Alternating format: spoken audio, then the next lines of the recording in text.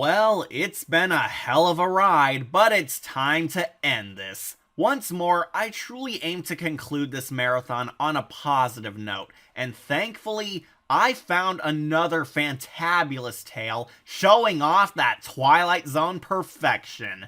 One for the Angels is a supernatural spectacle worthy of this show's good name. I was a bit worried since season 1 of the Twilight Zone was still trying to establish its fort, but this was the real strong start compared to the first wave. We follow a kind-hearted, struggling street salesman named Lou Bookman, played by, no joke, Ed Wynn. The Mad Hatter.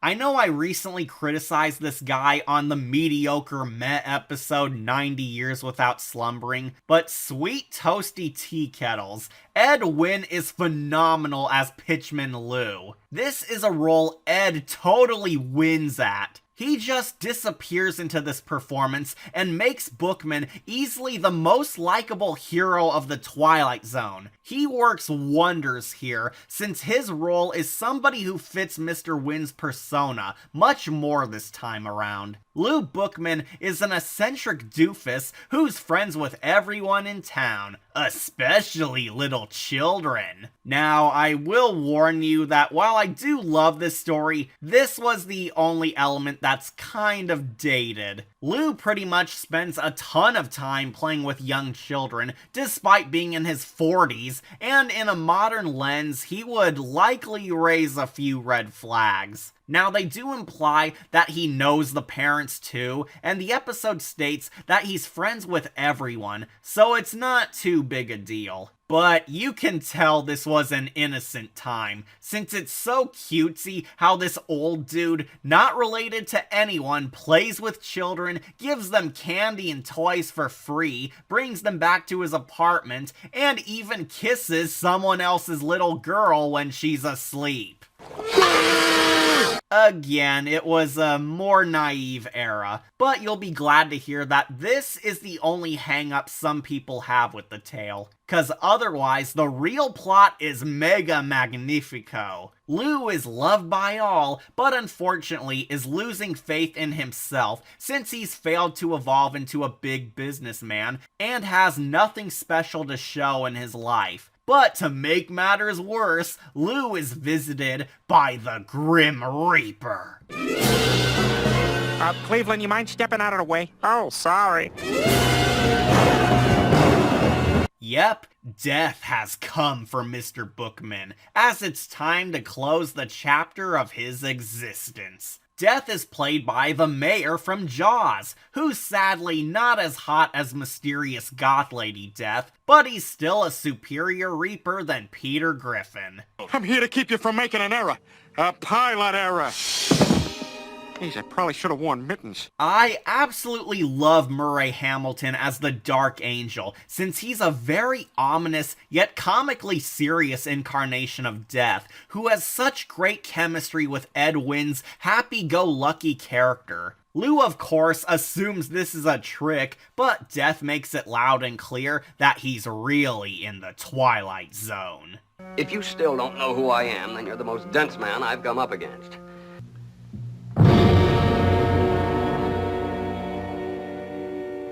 Note to self, do not go to the bathroom. Lou pleads that he doesn't want to go and begs for a chance to at least finally live a highlight in his sad, droll life, where Death actually does have a rule book which can aid Bookman's case. The Grim Reaper is similar to DJ Roy. He's a bureaucratic angel who does hold up to a moral code, which adds a nice layer to this antagonist since he truly cares for his passengers. And like our man Godfried, I think this is undeniably amusing and makes for a fun death conflict. Now, just a minute. I don't want to go. No, they never do. But there's no reason for me to go. I'm a very healthy man. Boy, if I had a dime for every time somebody tried to weasel out of dead, it would actually do me no good at all, because I'm dead. What do I need money for? What am I going to do? I'm dead. What am I going to do? Buy gum?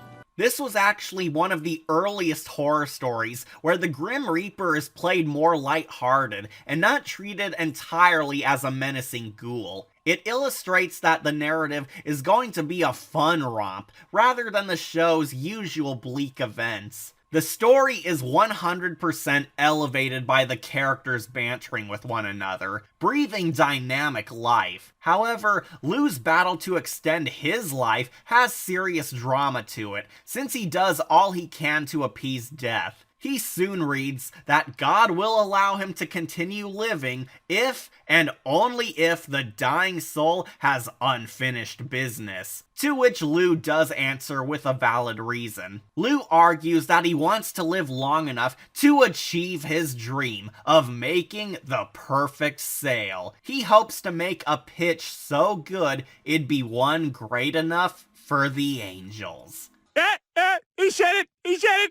Because Death is such a nice guy, he caves into this sad soul's wish. But when Lou attempts to weasel his way out of the deal, Death makes it clear that he's no fool, and haunts our jolly Joker. The comedy in this tale is handled so much better compared to the crap we've suffered through before. The characters are much more subdued than the cartoonish dumbasses, and the snappy one-liners have genuine passion in them. Basically, this dark comedy is actually funny because the episode has a fun atmosphere and wacky interactions between likable characters, but also knowing when to rein it in so as not to incinerate the dramatic moments. We see both Death and Lou as down-to-earth people with their own personal baggage, but also get to have fun watching them snark at each other. Lou is somebody we like enough to root for, so you hope he gets his happy ending.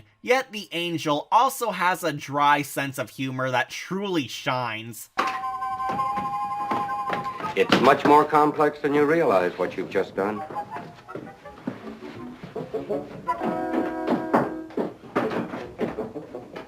Here I've gone out of my way to help you, and this is the way you repay me.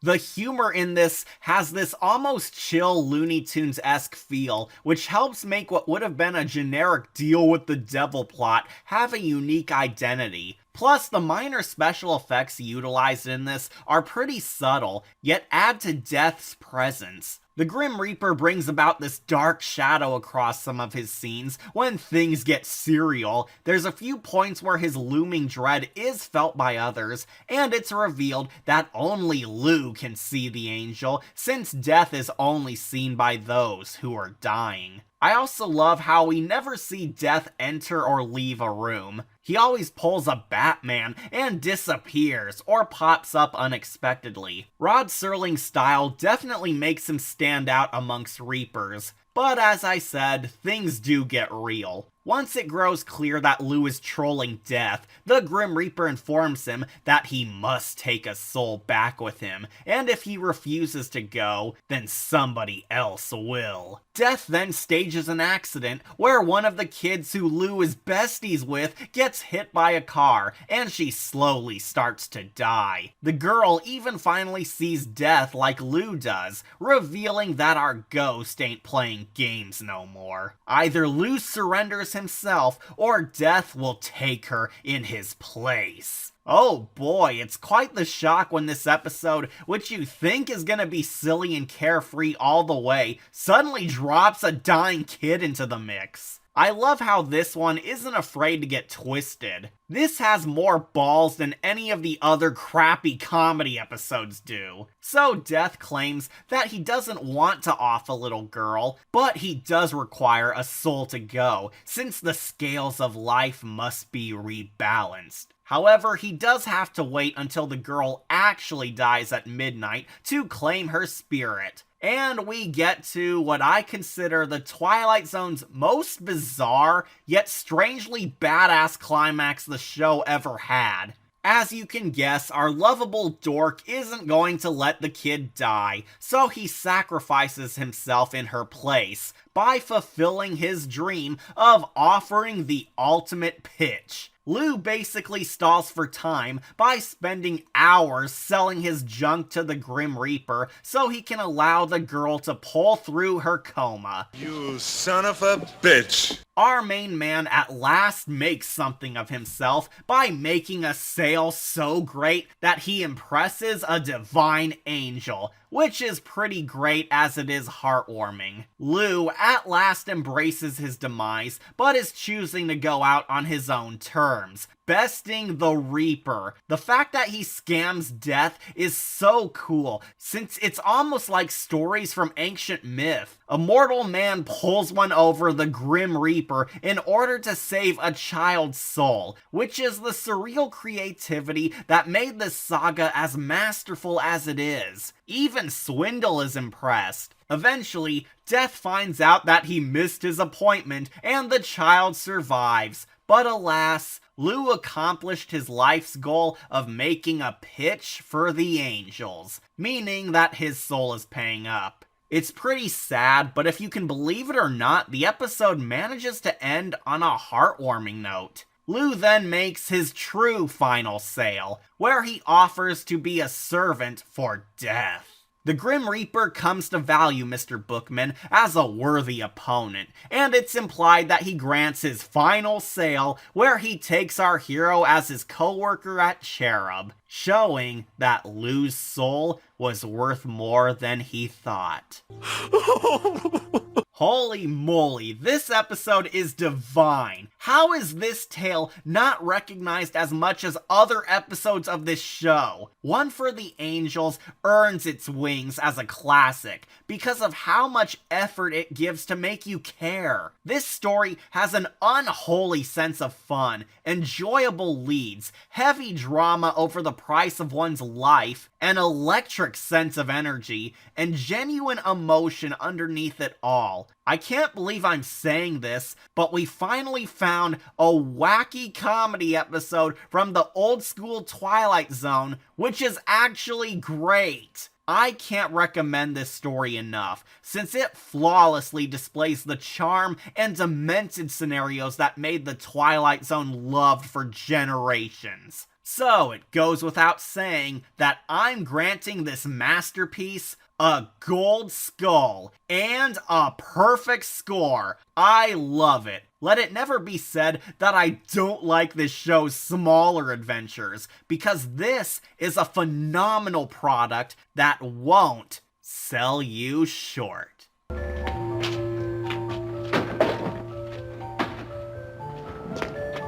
You never know who might need something up there. Up there? Up there, Mr. Bookman. You made it. And that concludes this year's marathon of old Twilight Zone tales. So, show, am I free to go yet? Huh? Ah! Next year, it's Bone Chillers. The Twilight